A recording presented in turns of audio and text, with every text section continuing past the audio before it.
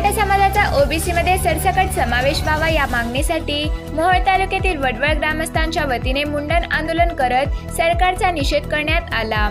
यावेळी मनोज जरांगे पाटलांच्या आंदोलनाला मराठा समाजाच्या वतीने पाठिंबा दर्शवण्यात आला। शेतीचे विभाजन झाल्याने मराठा समाज आर्थिक दुर्बल झाला आहे। आरक्षण मिळत नसल्याने मराठा समाजातील हुशार मुलांवर अन्याय होत आहे। मराठा समाजाला आरक्षण मिळावे या मागणीसाठी सकल मराठा क्रांती समाजाच्या वतीने सामूहिक मुंडन आंदोलन करून सरकारचा निषेध नोंदवण्यात आला। मराठा समाजाचे आज शेतकरी वर्ग मराठा समाजामध्ये जास्त असल्यामुळे शेतीचे विभाजन होत आहे आणि विभाजनामुळे शेतीतून मिळणारे उत्पन्न हे अत्यल्प आहे। त्यामुळे मराठा समाजातील विद्यार्थ्यांना शैक्षणिक फी भरण्यासाठी अडचण येते। त्याच पद्धतीनं नोकरीमध्ये सुद्धा मार्क जास्त असून सुद्धा मराठा मुलांना त्याच्यामध्ये नोकरीची संधी मिळत नाही। आता स्वतःचं घर बांधा आपल्या हक्काच्या जागेत, ते सुद्धा आपल्या पंढरपूरमध्ये। कुमार प्रॉपर्टीज अँड डेव्हलपर्स प्रस्तुत सर्व सोयी सुविधांनी युक्त अशा ओपन फ्लॉटचा भव्य प्रकल्प विटू माऊली नगर पेज 4। खास वैशिष्ट्ये, भव्य व सुसज्ज फ्लॉट, सुसज्ज व भव्य रस्ते, लाईटची सुविधा, पाण्याची सुविधा, संपूर्ण फ्लॉट वास्तुशास्त्र पद्धतीने, संपूर्ण प्रकल्पाला कुंपण, रस्त्याच्या दुतर्फा जाडे, वैयक्तिक फ्लॉट सीमांकन। साईटचा पत्ता Pandharpur Pune road Maruti Suzuki service centre मागे ईसबावी पंढरपूर। Mobile number 95 61 75 79 77, 96 65 09 09 31, 74 98 35 96 92। यासाठी वडवळ गावातील सकल मराठा क्रांती मोर्चा यांच्यामार्फत मराठा समाजाचा ओबीसीमध्ये सरसकट समावेश व्हावा यासाठी आज आम्ही गावकरी मंडळी इथे जमलेलो आहोत। सरकारचा आम्ही मुंडन करून तसेच रक्तदान शिबिर घेऊन जाहीर निषेध करत आहोत। सरकारने लवकरात लवकर आमच्या मागण्या मान्य करून आम्हाला आरक्षण द्यावे। मागे जे 3 वेळा आरक्षण दिलेलं आहे ते फसवा आरक्षण आम्हाला दिलेलं आहे। यावेळेस आम्हाला कायद्याच्या चौकटीत बसणारं असं आरक्षण हे कायमस्वरूपीचं आरक्षण मिळावं यासाठी आम्ही मागणी करत आहोत। तसंच मनोज जरांगे पाटील ज्यांनी या आरक्षणाची सुरुवात केली त्यांनासुद्धा आम्ही आमचा जाहीर पाठिंबा या साखळी उपोषणाच्या माध्यमातून आम्ही त्यांना दर्शवत आहोत। धन्यवाद। मराठा आरक्षण आंदोलनाच्या निमित्तानं वडवळ या ठिकाणी दिनांक 18 सप्टेंबर ते 20 सप्टेंबर या 3 दिवसाच्या कालावधीमध्ये साखळी उपोषणाला सुरुवात केलेली आहे।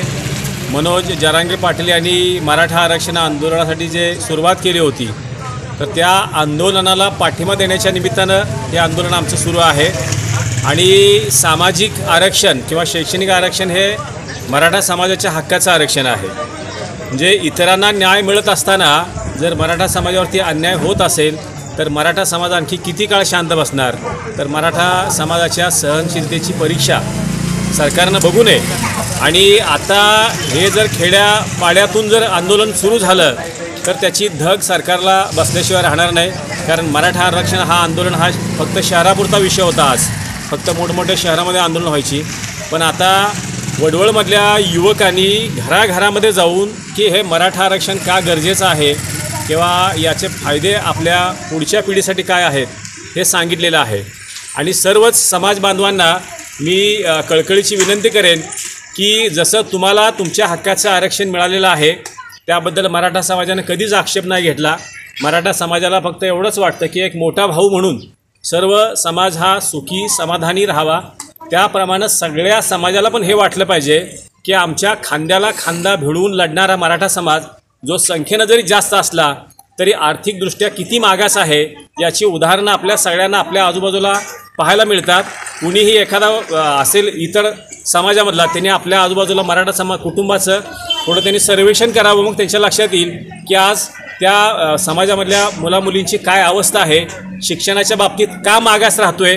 तर त्याला कुठल्याही प्रकारची सवलत नाही, म्हणजे गुणवत्ता असूनसुद्धा केवळ आर्थिक स्थिती चांगली नसल्यामुळं त्याला शिक्षण पुढचं घेता येत नाही।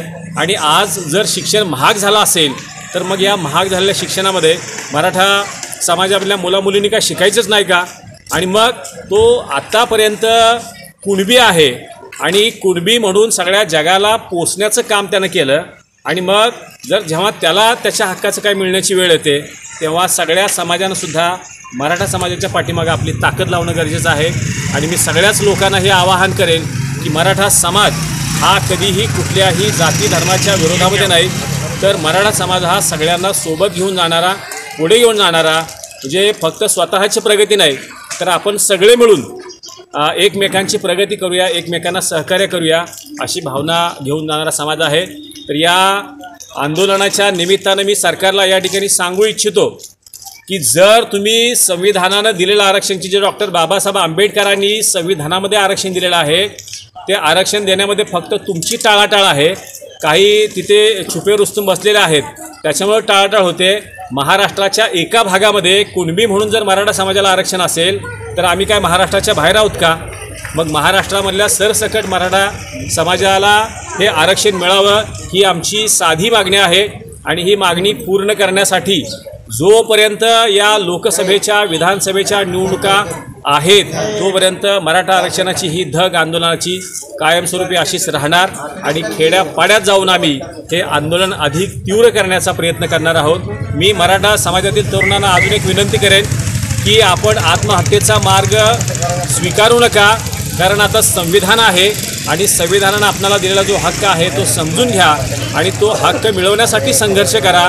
कधीही आत्महत्येचा मार्ग तुम्ही निवडू नका. जगायचं तर समाजासाठी हे धोरण ठेवा, समाजासाठी मरू नका, समाजासाठी जगा, अशा प्रकारचं आवाहन मी सर्वांना करतो. धन्यवाद.